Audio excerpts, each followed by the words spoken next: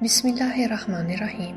Mos i braktisni xhamit. Imam Khomeini, Zoti qoftë i kënaqur me të, thot: Mos i braktisni xhamit sepse jeni të ngarkuar prej Allahut që t'i frekuntoni ato. Duke qenë se xhamia është njëkohësisht përfaqësuese e boshtit kryesor të orientimit të muslimanëve dhe e besimit të tij, atëherë braktisja dhe heqja dorë prej saj do të thotë braktisje e përthamës së orientimit të shoqërisë islame dhe njështorje dhe destabilizim tërësor i saj. Në fakt, kjo është edhe njëra prej sëmundjeve më të rrezikshme prej të cilës mund të goditet shoqëria islame. Në disa raste, Imam Khomeini, Zoti qoftë i kënaqur me të, është shprehur se vetë ekzistenca e islamit është e lidhur me vazhdimsinë e pranisë së xhamive në shoqërinë islame. Lidhur me këtë, Imam Khomeini, Zoti qoftë i kënaqur me të, thotë: Mbrojtja e xhamive është prej çështjeve themelore mbi të cilat qëndron ekzistenca e islamit në ditën e sotme. Thelbi i përmbajtjes së fjalëve të Imam Khomeinit, Zoti qoftë i kënaqur me të, është pjesat e tjera transmetimeve që na kanë ardhur. Transmetohet nga Imam Sadiku, paqja e Zotit qoftë mbi të, të ketë thënë: Xhamit janë ankura Allahut të madhërueshëm për komshit e tyre që e vështrojnë në largësi,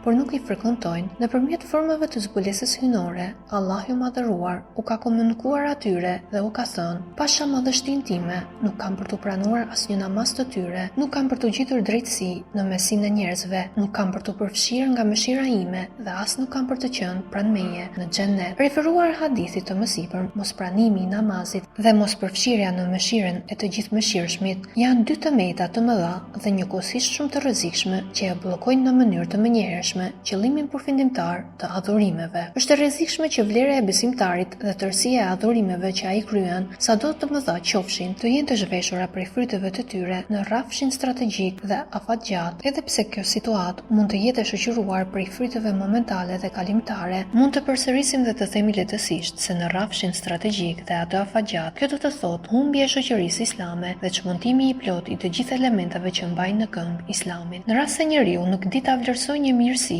të cilën Allahu i madhëruar e ka bekatuar, ajo shndërrohet në një fatkeqësi. Transmetohet për Imam Sadikut, paqja e Zotit qoftë mbi të. Tre janë ata që do t'i ankohen Allahut të madhëruar: xhamia e braktisur dhe e boshatisur për besimtarëve që nuk frekuentohet, dietarët në mesin e ignorantëve, si dhe një Kur'an i varur në mur, i mbuluar prej pluhurit sepse nuk ka kush ta lexojë. I kërkojmë Allahut mbrojtje prej gjendjes në të cilën xhamia ankohet prej nesh, sikur si i lutemi atij që të mos i sjellë xhamit të dëshmojnë kundër nesh në ditën e gjykimit.